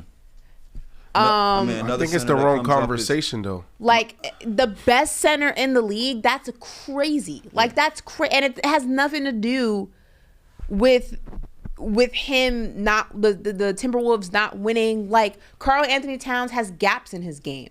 Like, his decision making is not always the greatest. It's not the greatest a lot of the time. He does things that you look at him like, are you for real? Sometimes he struggles playing both sides of the game. Like, he'll give you buckets. He's not always the best defender. Like, I don't know how you can have holes like that and be the best center in the league. It just doesn't add up to me. I'm sorry. Well, that's Patrick Beverly say he's the best. No, I know that's. But I'm not saying Cat said it. He's one of the best. He's one of the best centers in the league. Well, did we play the clip? Because I went to the bathroom. Did y'all play the clip of Cat saying that when it's all said and done? We actually don't even reveal it because we actually have that clip and we haven't played it yet. So Karl-Anthony Towns, like I mentioned, he was a guest on the podcast. This is what he said about himself. I'm gonna put it like this. I feel like when my time's up and I retire and I put the shoes up and I say, you know what, Pat? Me, the kids, and the wife, we're going to head out to the sunset and enjoy life. I feel like there's going to be people who are going to say, you know, that I changed the game. And I'm going to be very appreciative of that. Yeah, says he's changed the game. Hey, I have his stats for you, though, Antoine. Does he even play center? Yeah. Yes. Well, I guess with Rudy Gobert on the floor, he is kind of like he played power forward this last season. He mostly plays the 3, doesn't he? The 4. The 4, I'm sorry. He's a power forward. Just this last season. Every other season he was a 5. That's true. Yeah, before then. That's true. Before. I'm forgetting Rudy wasn't always on that team. Here's what I would say to that, right? This is really powerful. First off, I wanted to say that I respect his mindset. That's the type of guy I want to play with. I want to play with guys that believe they can do the unthinkable. I want to play with guys that believe we can redefine all the odds that's out there. I love the mindset, right? Because if you fall short, you're still falling in greatness. You understand? Basketball and football, totally different. And I'm trying to understand this now that I'm talking more about basketball, but like he came in the league in 2015. And I don't understand how we can be 9 years into our career and talking about like, you know, I'm about to become, and that's the sentiment I got, like when it's all said and done, right? Like, well, aren't we in our primes year 5, year 6, right? I know basketball players can play a little longer, but, you know, that's a little odd to me when we talk about basketball players and it's like year 8, year 9, they still believe like there's another level for them, right? I will say this, the conversation for me starts with the class, right? So you talk about redefining. All right, well, you can redefine positions in sports in so many different ways. So I'm not looking at what all these guys did, but when you think about like Shaquille O'Neal, because this is the class that he's talking about. Shaquille O'Neal, he redefined the position, right? There's rules, that was created because of Shaquille O'Neal. Hack-a-Shaq, right? How people play. He changed how people played the center position or him. Hakeem Olajuwon, Bill Russell, you know what I mean? So when you look at those type of names, Kareem Abdul-Jabbar, then you're putting yourself in that type of class.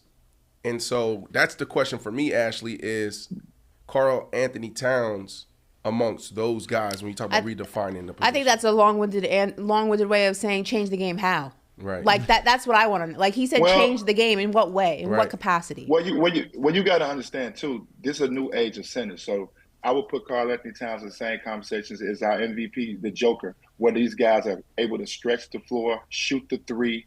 All those guys, the other centers you named, were more traditional centers that play with their back to the basket. They're not out on the floor dribbling, making plays. but Karl-Anthony Towns can handle the basketball. He can shoot the three. This guy just participated in the three-point contest, even though he didn't do well. But this is a new age, and the game has changed now. Where these centers, and you see the Joker and his skill set and getting triple doubles. You see Embiid. Those guys, all these big guys now in the league, shoot threes. They handle. They make plays like guards. So he is in a unique category. I think he's giving himself too much credit. You got to get some wins. You got to get some championships before you start putting yourself in like you change the game category. But he's playing in a different game where it's multiple guys that do what he do as far as on the basketball court. Now, he's not just in a class of his own. You know, Joker shoots the three, Embiid shoots the three. They all can handle. They all can make passes. So I have a problem with his comment, but he's not in a class of his own. Well, that's my confusion. Like, when you say change the game, that means that, like, you were the one who started what you see. When you think of Karl-Anthony Towns, do you credit him with big shooting the three, or was that present before him?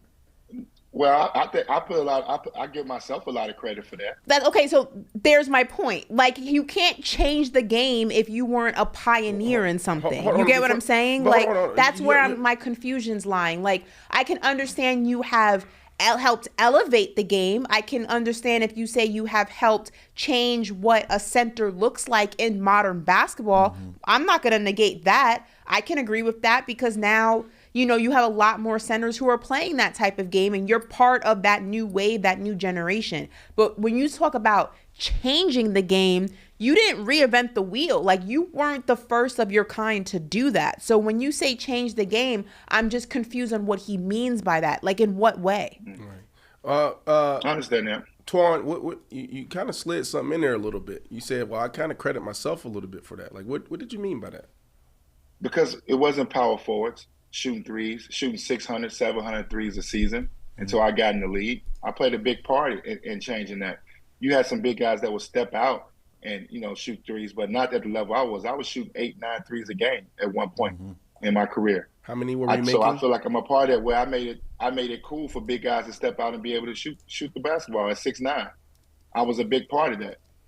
This all you got to think is prior to when I came in the league in '96, it wasn't a lot of big guys that were stepping out shooting threes. Do you remember the moment where you were in a gym and you were like, I'm about to start shooting threes. I'm gonna do it. I'm gonna change my game. And like, what was your thought process? What was your thought process behind like, oh, let me go do this? Well, my skill set. So you got to think I came in the league.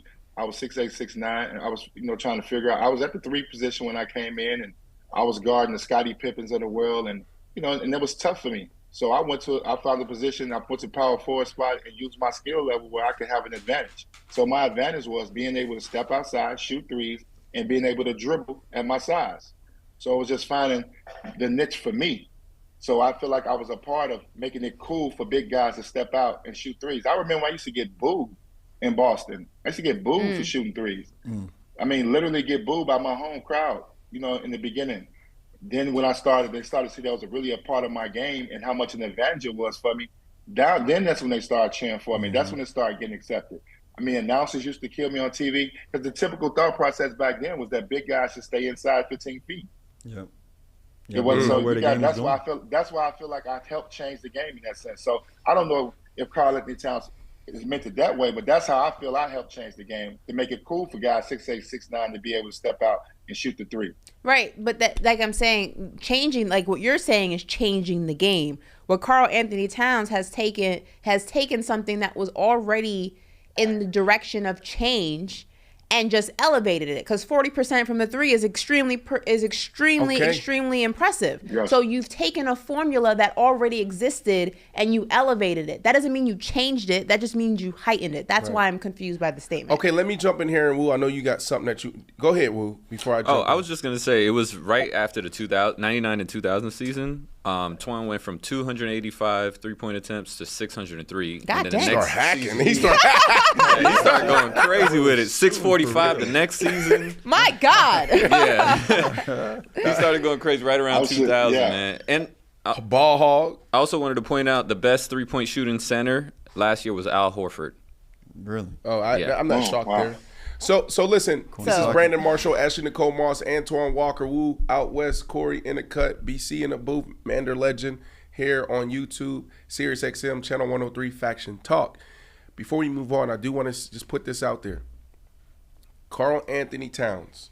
All right, 511 games, career points average, 23 points, rebounds, 11 rebounds a game, assists, 3. Field goal percentage, 52%. Field goal percentage from 3, 39%. Free throws, 83%. Okay, and all the other basketball stuff I ain't going to read.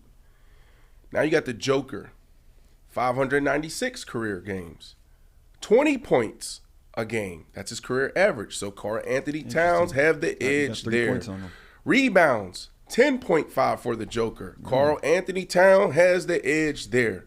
Assists, 6.6.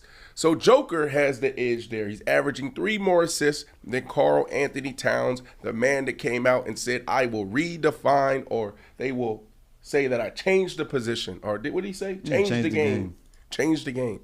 Field goal percentage, 55%.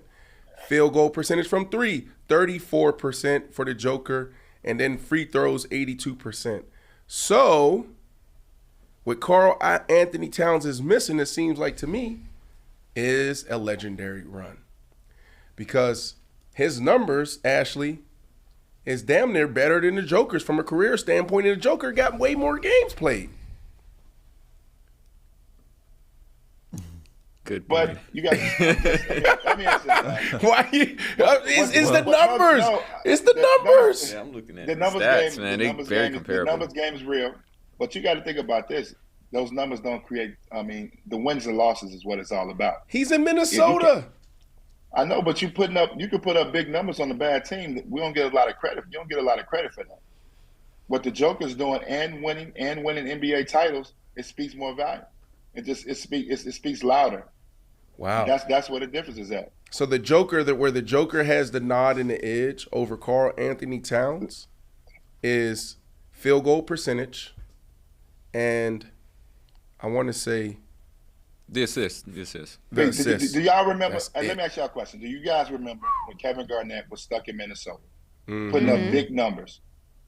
Kevin Garnett didn't get his just due until he went to the Boston Celtics and actually won one. Right. You're right. It's kind of the same thing. And once you start winning with those numbers, now you're separating yourself. Ooh. So putting up numbers on a bad team, we don't give a lot of credit for that. I mean, we respect your game. We know you're nice and you're good.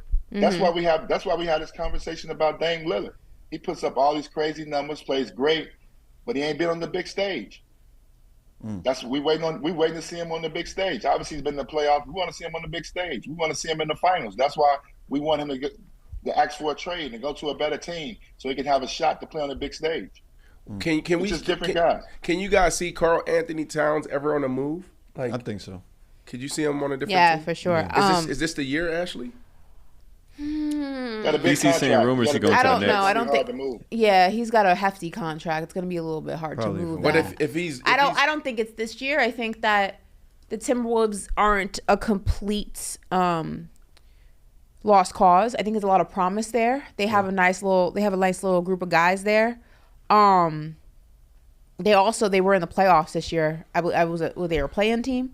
No, they made it to the playoffs. They made it to the they were in the playoffs this year, right? So if I'm Kat, I'm not leaving Minnesota, at least not right now. I think there's too much promise there that you gotta kind of see through. Now I think that if it hits a wall and there's no it plateaus, then you have that conversation. But I don't think this team is there yet. Okay. Do you like that too big concept, Antoine? Do you think that's going to work for them if they want to make it to the second, third round of the playoffs? No, the league is too small. Yeah, I don't think it works. And then Rudy's he's too limited offensively. Obviously a great defensive player, good rebounder, but he's too limited offensively. If it was a skilled big man that could score the basketball, then maybe it possibly could work. But I don't think them two it's not going to work. Yeah, I think you move Cat back to the center and find you a good dynamic point, power forward. I think it's a better situation for him. But another topic I want to get your thoughts on, Antoine, before you go. Trade rumors beginning to circulate around Zion Williamson, and actually one of those potential landing spots has been Houston, believe it or not. Yeah. And- Okay, that's a good idea. Yeah. So what I know, and we might have to get your thoughts on his situation off the court too. But right now, what the scenario looks like is that the Pelicans will potentially trade him to the Houston Rockets to move up in the draft. Right now, they have the 4th pick in the draft a week from today, next week, Thursday. And they could potentially draft Scoot Henderson. But is Scoot Henderson going to even be available by 4? So what's your thoughts on this situation? Do you think the Pelicans should move Zion Williamson or no? Well, I would only move him if they've had conversations. Obviously they know him very well, and they feel like he can't get the job done. And what I mean get the job done is keep himself in great shape and be able to play. I mean, right now, he's got to play a full season. He's been injured for most of his NBA career. So I can see why they would want to give up on him. But he is a great talent. When he does play, he produces. But the question mark, and they know him better than I do, and they would have made that, can he keep his body together and stay in great shape? Can he stay off the injury report? Right. So if they know something that we don't know, and they know that this guy's going to continue to not take care of his body, they probably, there's probably things that they got him doing, and he may not be responsive to it. Those things play a big part in why they may give up on him. Yeah. Well, to the point that you made, he hasn't been there for a good portion of his Move career. on. Yeah, it's 63% of this season of his career he hasn't played. Don't even matter. 63, 57, 60-something. Your ass ain't been out there. Your ass ain't played. Yeah. Nah, he's been playing. He ain't been playing. In that Not on the 37%, court. he's been on the court. he been active though. He been active. That's the problem. Streets. Yeah. So what? Sorry, Corey. Go ahead. What's your question? I'm sorry. I'm sorry. That was a cheap shot. It's just like you got a guy like Zion. Like I said, 63% of the time, 63% of his career he hasn't been on the court. But that 37 that he has been on the court, he's been super efficient. He's a beast. Yeah, he's shown that he's. But we can't do nothing with you if you ain't playing, man. Every time if I was in that locker room, Twan, you different. I just said you one of the most phenomenal human beings that's walking this planet. Maybe not because you got other people doing your dirt. You say, I never fought. I just said no. But, Twan, I'm different than you, Twan. I walk in the locker room, especially at that age. I'm a little different now, but playing ball 22, 24, 26, 27, like I'm walking in the locker room, I can't respect him. I can't even look him in his eyes, bro. Dang. Like, what are you doing? No, don't say Twan. I play. I love to play. No, I'm not saying that. I'm talking about in the locker room. Out of me being in the locker room with him, I can't do it. Like, bro, like, are you playing or not? I don't even know how real these injuries are. Mm-hmm. You know what I'm saying? And we've been in those positions before, Twan, where, right, injuries are real. But, like, when we go 3 years, man, and you can't get out there and suit it up and be out there with us, and then now stuff like this is coming out, you acting funny off the court, you moving like this, you having a great time, like, dog, like, bye, beat it. Or Yeah. I'm asking them for a trade. It's gonna be. I think it's gonna be hard. What'd you say? The money, and then you got to pay him top dollar. So that because he has some accolades. He's been an All-Star twice already. He's been an All-Star. How? Or just one? How? Two-time All-Star. How? He's a two-time All-Star. What's going on in the NBA? How's Zion a two-time All-Star? You can get voted. Doesn't mean you play. What in the world is going on in the NBA? What are y'all doing, Ashley and Antoine? I mean, I remember Kawhi was getting All-Star votes, and he hadn't seen the court in a year. Like, it happens. I don't know. It's a popularity contest. Yeah. I think all the points are accurate, though. I mean, he makes a lot of money, and I think that the memory of what Zion is when he is healthy and productive is so far in the back burner that potential's a coach killer. All people see is he's never healthy. He can't stay healthy. You can't utilize him. And in the NBA, your best asset is your availability. It's just, you can't make excuse. You can't rely on Duke Zion. Like, that was years ago. Where are you? What have you done for me lately? Who are you now? And who you are now is, respectfully, an injury-prone, out-of-shape athlete. And I don't know which organization would be willing to pay top dollar and then have to, on top of that, babysit nutrition, babysit rehab, babysit workout regimen. I mean, to go ahead and get a return on what they're paying for, which is your availability on the court. It's hard. It's frustrating too, because when Zion's hooping, he's hooping. The man is talented, but you never get that. You hardly ever get that version of him. It's just I don't know. I don't know what you do in this situation. I'm taking Scoot. That's who I'm taking. Move up. Do everything you can. Move up and take Scoot. And then I'm also going to say this: in this draft, Scoot Henderson will have the best NBA career. Somebody in the chat said it's only been 3 seasons. Y'all tripping. 3 seasons? The career's almost over. Okay, that's that ain't. 3 seasons is nuts. That means that he has been unavailable in some way, shape, or form since he has been drafted. 3 seasons is not 3 weeks. That's 3 NBA seasons that have come and gone, and you have been on the bench more than you have been on the court. That is a problem. And I want to just point out his contract: 5 years, 194 million. And because he made All NBA, 231. Be for real. That's insane. Wow.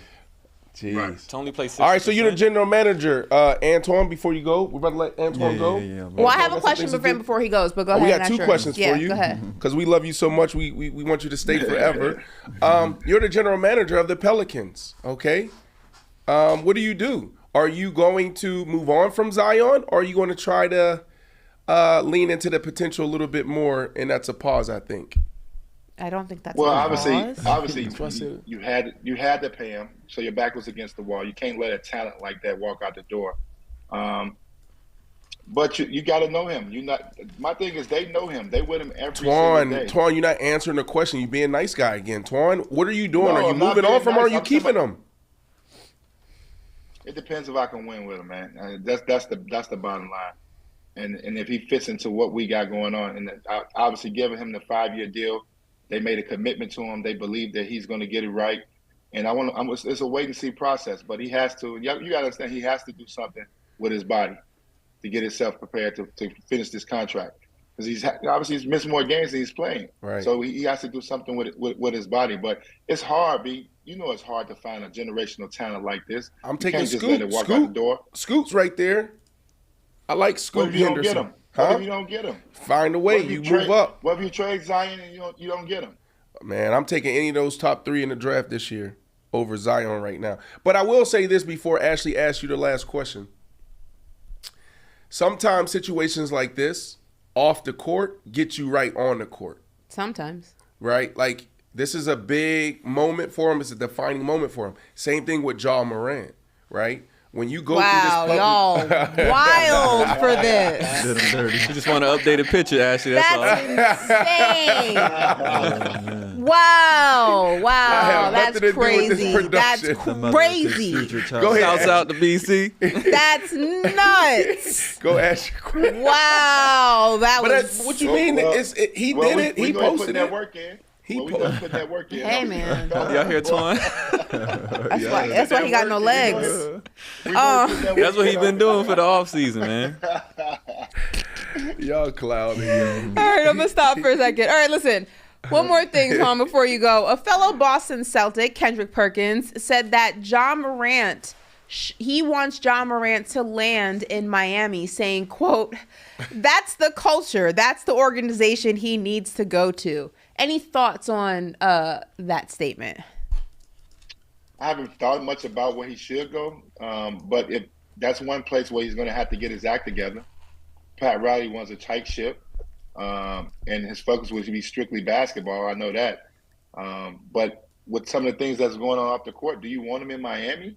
I wouldn't. A little bit more tempting. I mean, hey, man. That's tough. That's tough. Y'all thought Memphis? Listen, I've seen Miami take down even the strongest of men. No. Okay, you haven't? Yeah, kind of. Okay, I've seen Miami take down some of the most vets, the most veteran of party goers and womanizers. I have seen them crumble to their knees in the 305. The discipline would come in play. I mean, it would be, obviously Pat Riley rules are strict. You get two different rule books when you go to the Miami Heat. You get the NBA rule book, and then you get Pat Riley's rule book. Oh, wow. So it's totally different. So that's the thing about people got to understand about playing in Miami. Pat Riley runs a very tight ship. Give us I don't know if Ja's ready for that. Give us your wildest Pat Riley story as you go. Like when you was like, yo, this dude's serious, or maybe you had to stand up to Pat like, yo, you going too far. What's your wildest Pat Riley story? We had body fat and weight every week. Every Monday you had to weigh in.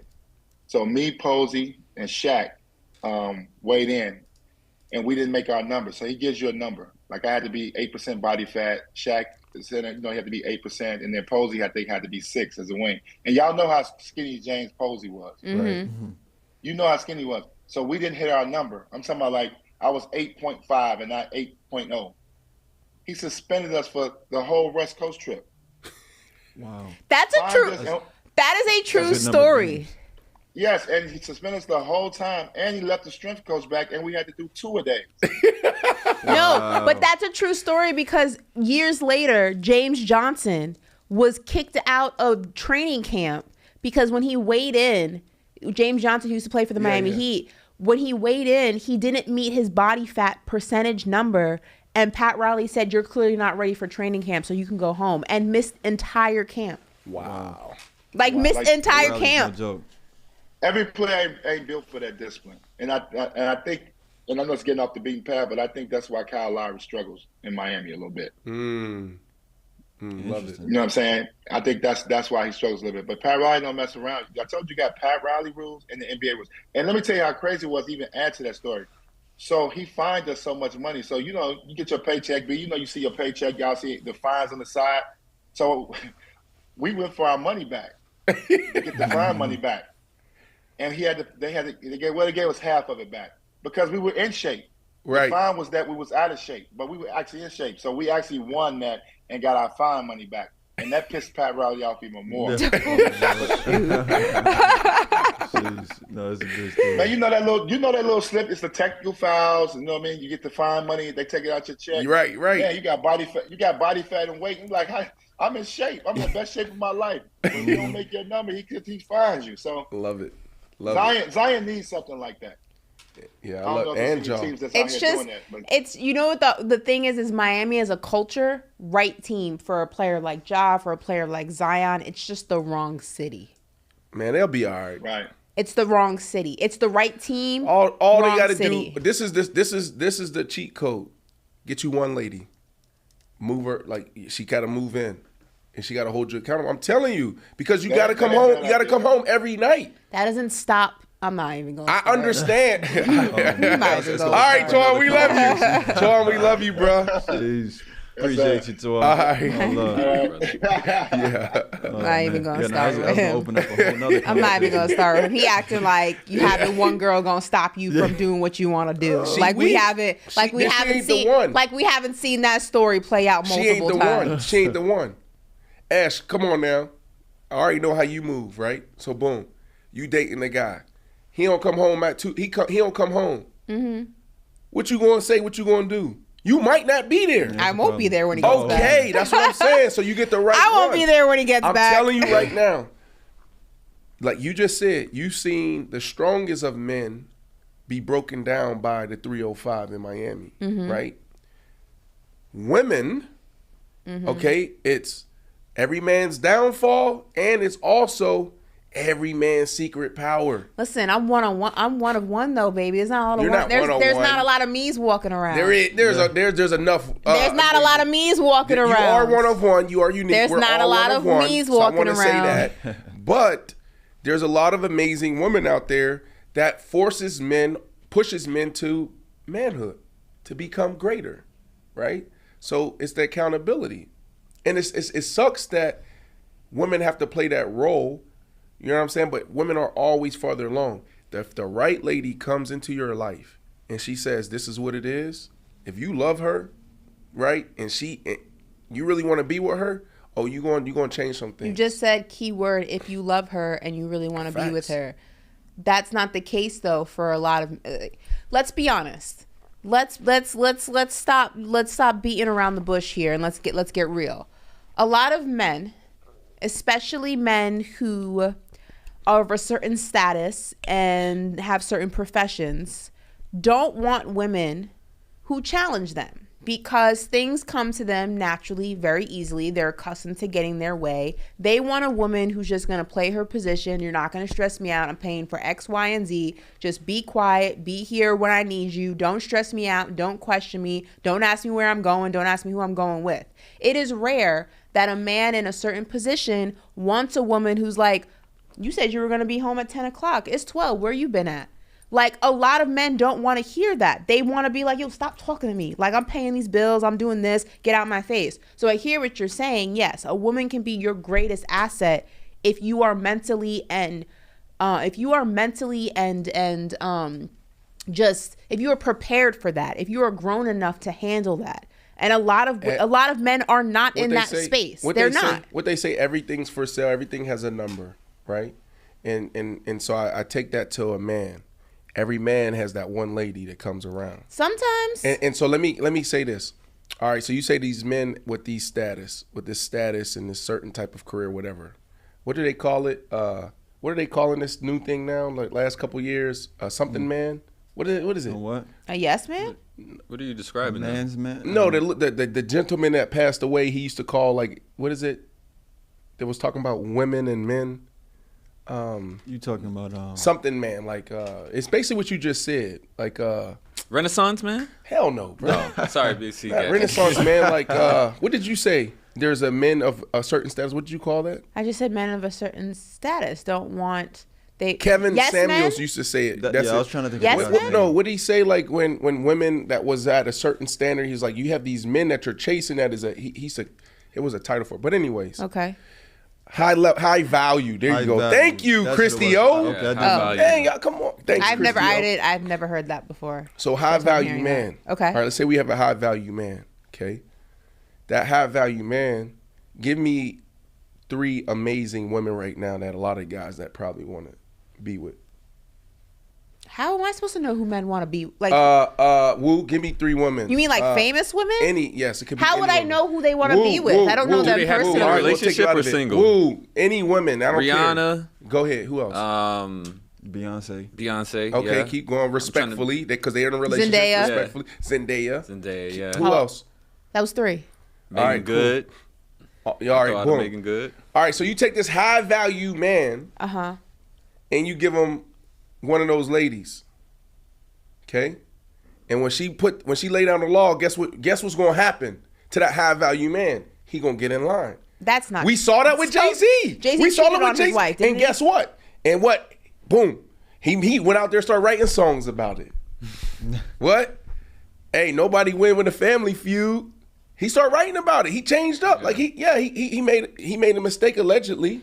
But then he went and got in line because why? No, I'm not trying to lose her. There's this weird, I don't know where this narrative came from, but there tends to be this like belief that if you are, this rich, famous, high value woman, that protects you from the things that quote unquote normal women have to go through. And it's not true. Like, Halle Berry was cheated on multiple times. Like, it doesn't matter if you're a Halle Berry or a Jessica from around the corner. Like, that doesn't negate you from similar experiences. It just changes the men you may be experiencing those things with. But that doesn't change that you are above X, Y, and Z. That's not true. I agree with you, but what I'm saying is, listen, no one's perfect. People make mistakes, and relationships are hard, right? And so this is a real thing, and it's a big thing. It's a big topic now. We're talking about relationships a lot on social media and men and women cheating. Okay, what I'm saying is this: you make a mistake, right? You're with somebody that you love, and you make a mistake. You're going to get your act right if you want to save that relationship or you want that person back. I agree. You understand? That's what I'm saying. So, yes, you take what we were talking about, a Zion Williamson or Ja Morant. They out and they doing all of this. You throw them the right woman, get them in shape quick. But I think also one thing, and then, Corey, and then we can move to sports, but one thing that I don't like about that is that it is not my responsibility as a woman who has a high value woman, or whatever the terminology is, who has her shit together, to raise a grown man. Like, yes, I can try to go ahead and make you better, but you also have to be an adult and you also have to do the work yourself. It is not my job to be your therapist. I am not your therapist. I am your partner. I am your wife, your girlfriend, whatever the situation may be.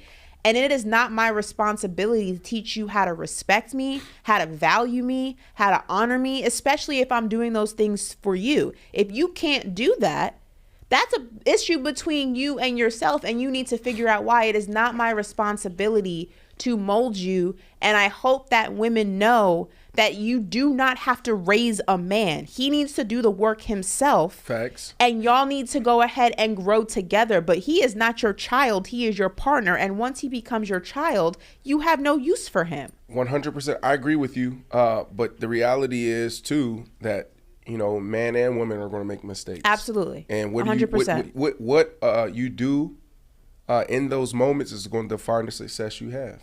So if we're going into situations and expecting our significant other to be perfect, then we're setting ourselves up for failure. Now, there are some no-nos. There are some,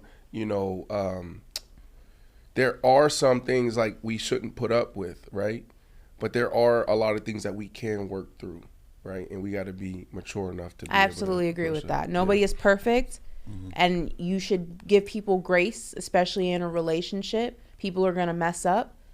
With that said, it's not your responsibility to teach someone how to be considerate, how to be a good person, how to be a good partner. That's on them to do the work, just like you as an individual have done the work. Right. And you are a functioning adult and you are a self-realizing adult. That is on the individual, but 100% nobody is perfect, and you have to give people grace. I can agree with you. Let me say this really quickly before we move on here. This relationship green flags. Oh, I like that. We're always talking red flags. These are green flags. Go ahead. You feel safe and validated talking to them about your feelings and experiences. That's one green flag. I love that. Willingness to communicate their feelings with you. Yes. Honoring your boundaries and needs when you communicate them. You might occasionally trigger each other, but the relationship feels like a safe space to work through those things. There's consistency in telling and showing you how they feel about you. You're able to have difficult conversations, and their curiosity and compassions for why each person thinks what they think and how they think it. They share about their thoughts and feelings, ability to admit when they're wrong, apologize, and take accountability. They're happy for you when you succeed, and they support your progress. That is a huge one for me. I'll send this to you. Ability to recognize when you are wrong, acknowledge that, apologize, and move. People, you would be surprised how many people do not know how to apologize. Right. That's a big one. I just want to say, what do you guys see as the most common trait between everything Brandon just mentioned? What do you mean? Everything he mentioned. What's the most common underlying trait? Communication. Thank you. There you go. That's the number one thing in a relationship. Communication, folks. Can't be afraid to communicate. And in the toughest times, times you get, that's when it's really hard. You got to do the work. It's like, yo, this is how I really feel. When you did this, it made me feel this way. Or it's like, yo, I messed up. I'm sorry. Yeah. Right? That's big. Yeah, I hate, nothing turns me off more than a bad communicator. Paper Route, Couples Therapy, Counseling 101, Faction Talk, Channel 103, Sirius XM, YouTube. Thank you guys for rocking with us. I think we have a little bit more to go. We have 10 more minutes. In sports, especially in football, we always say start fast and finish strong. So these last 10 minutes are going to be phenomenal. Absolutely. What we got, Corey? So, we've been following free agent wide receiver DeAndre Hopkins. Yesterday, he arrived in New England. He's visiting the Patriots. He's there as we speak. And this past weekend, he visited with the Tennessee Titans. And, it was said that it went pretty well. However, according to Jeff Howe of The Athletic, there's optimism that DeAndre Hopkins and the Patriots can reach an agreement on a deal by the end of their visit. Thought that was interesting. I wanted to ask you guys, should DeAndre Hopkins make this decision now, or should he wait things out? Because, of course, there have been other teams that, have surfaced as potential landing spots. I'm going to make it short and quick. I don't understand why the Patriots thing. I'm very confused because he made it seem when we spoke to him, and, he said it multiple other places as well. He listed quarterbacks he was interested in. He listed criteria. All those quarterbacks had one thing in common. They were top quarterbacks on teams that had a lot of potential to win a Super Bowl or go deep in the playoffs. For me, The Patriots don't fit that criteria. Mac Jones is not a top quarterback. I don't think that this team is ready to go and make a deep playoff run. They're definitely not a Super Bowl team. If it's just about the money, cool. But I thought at this stage it was about winning, and you're not winning in New England, so I'm confused. Yeah. Should DeAndre Hopkins make his decision now or wait things out? I would say if the situation's right, you take it now. But if it's not, be patient. And I think the hardest thing for us to do as athletes are to be patient, right? There's a flow to this, right? Like nobody wants, we say being on the street, right? When you're not signed to a team, we say, oh, I'm on the street right now, okay? Nobody wants to be in the streets. We want to be there. And we feel like the opportunity is going to pass us up.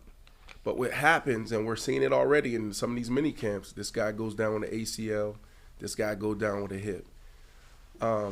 A recent case of a guy being patient and maximizing his opportunity was OBJ. There was a few teams that wanted to sign OBJ late last year. The Dallas Cowboys, and then there was a few others, but they wanted him at minimum, league minimum.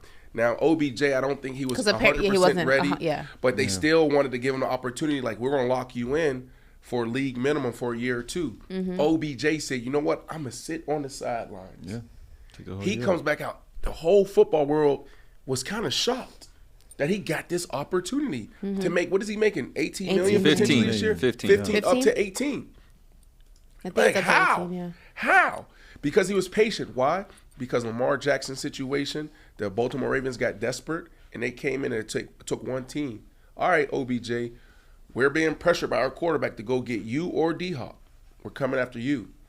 Now he's sitting in the driver's seat. He's healthy. He's feeling good. He played his cards right socially, publicly, and now he's like, yeah, I want this.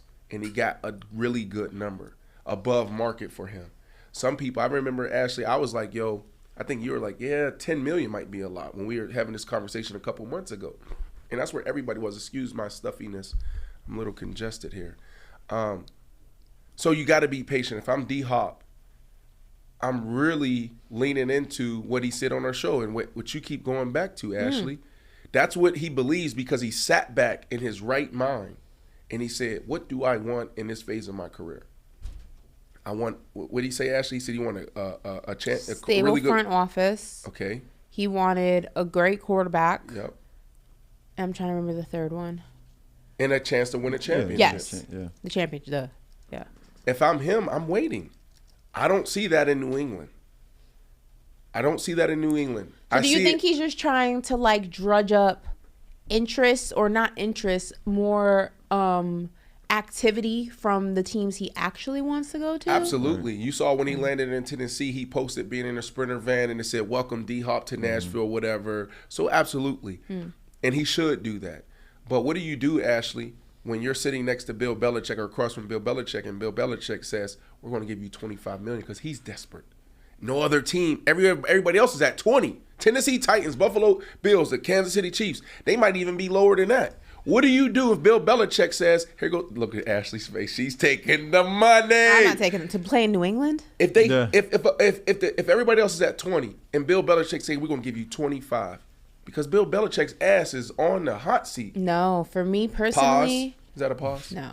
Okay. For me personally, the extra 5 to go to a team that's not gonna win wouldn't be enough for me. I would take less money with a chance to win a championship at this stage of my career. If I were younger, no, I'm taking the money. At this stage of my career, the 5 M's is not going to make or break my decision. But are you thinking like an athlete or are you thinking like a journalist? And the reason why I say I'm that thinking because like an a journalist can make your money, Ashley, for until you're 60, 70, 80 years old. Football player, basketball player, baseball player, you got a 10-year window maybe, if that, maybe. But D-Hop, when he was on the show, also mentioned all the other things he's involved with when it comes to fashion, things like that. I'm not saying it adds up, but he does he is preparing for life after football where it's not going to be, he was speaking about his real estate portfolio and the other things that he has, business endeavors in and things like that. I don't know if at this stage of my career, knowing the preparation I'm doing for life after football, if I would sacrifice the possibility of a ring, right, or even getting close to one, for 5 M's for a team that I know come December I'll be home. Right. I don't know if I personally don't know if I would do that. And we have our team here, JP in California. Where does JP live? What part of Cali? Like studios. I think he moved, but he used to live in Culver City, I think. JP probably lived in like Reno or something. South he does not. But anyways, Reno, that's Vegas. I'm messing with him. No, there's like something. There's Reno, California. JP threw in the chat from the I Am Athlete handle the link to Century City. He said. So JP and Century Cities put a link in under the I Am Athlete handle in the chat where you can watch the DeAndre Hopkins interview. I don't think he's done a sit down since he's been with us, right?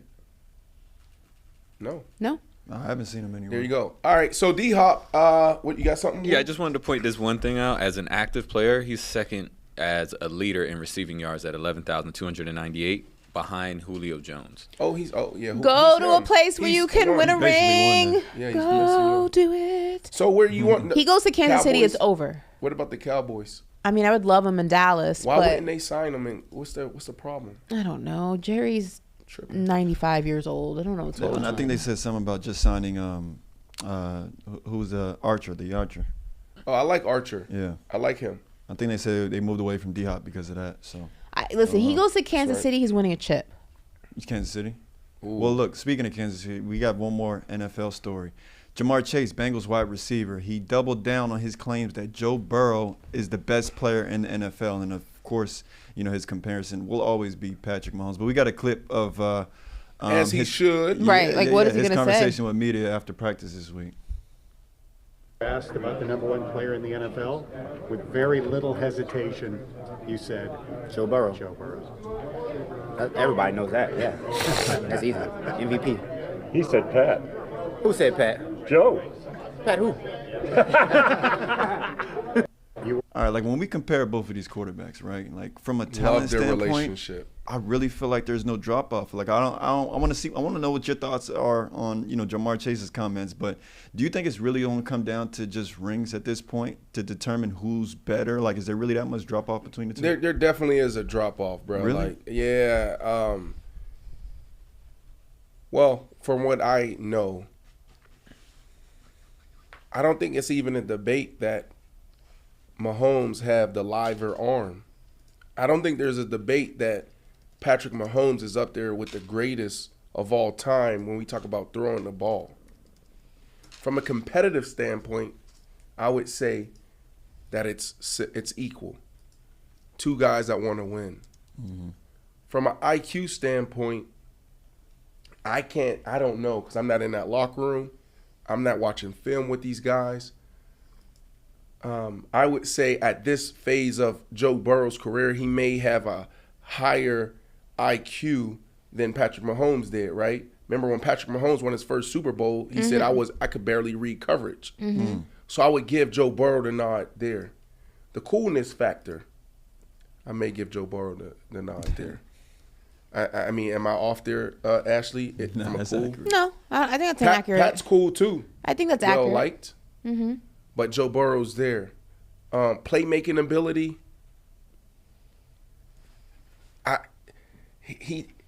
Patrick Mahomes makes more plays, like wilder plays. Remember, like we're talking about dude throwing sidearm, left hand. We're talking about dude throwing underhand. We're talking about a dude going down there on one knee, almost on one knee, about to throw it. Like this dude is special. Yeah. Joe Burrow is more like a cooler Tom. Like he's like Tom Brady with a little bit. Tom is tall. It's like he's in rhythm. He keeps the offense on time, right? So it's just like traditional ball, but cool. He said, but right? cool. He's going through his progressions. He definitely makes plays. Certainly does. His athleticism is very underrated. Yeah, there's like Patrick Mahomes is a human highlight, and he's already won 2 Super Bowls. Yeah. So I don't listen. Joe Burrow's close, but I'm gonna stick with Patrick Mahomes on this. Patrick Mahomes is special. Who can do more with less? And that's a really good question. That's a good question because it kind look at Joe Burrow. Joe came in with Jamar. Patrick's just been, hey, whatever I got, I'm gonna make it work. No, that's not true. That's That's not not true. because That's he not had, true. He had great players. I'll say he had great players. Yeah, but he had Patrick went into a really good situation. Great though. situation. Yeah. Did he?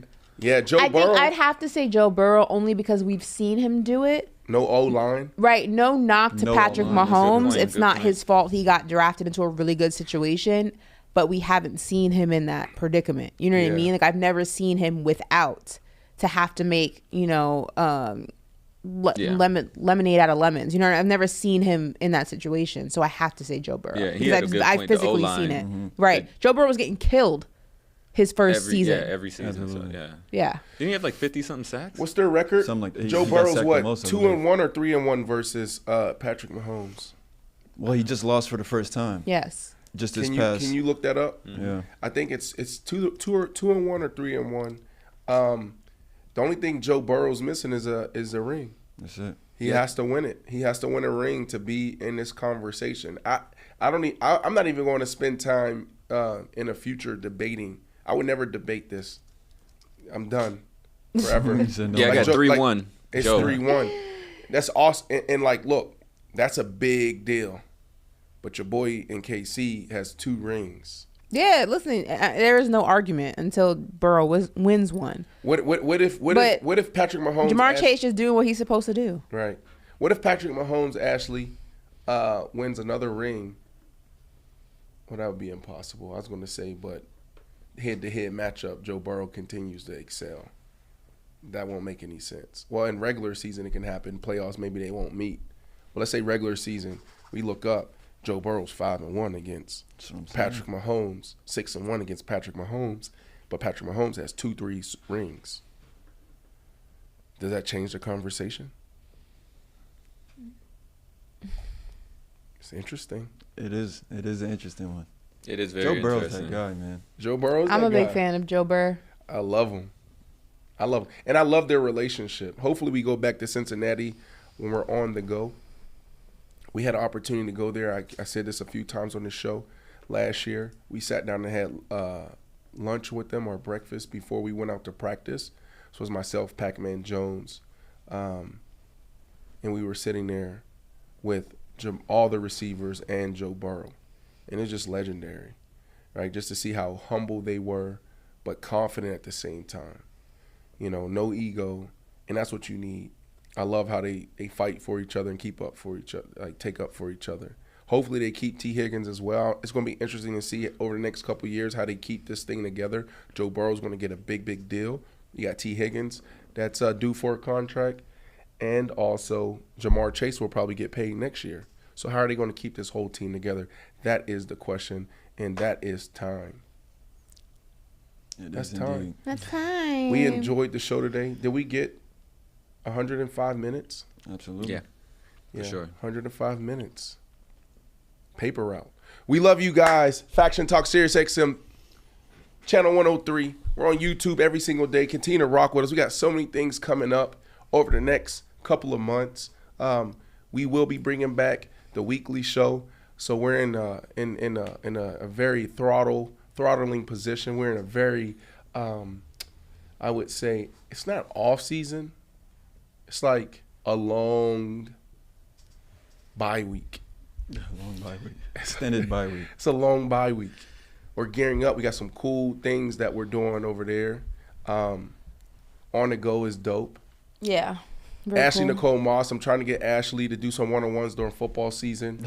Are you going to do some one-on-ones? Sure. Who do you want to sit down with in football season? Give me 5 people that you want to go I want one-on-one Dak with. Prescott.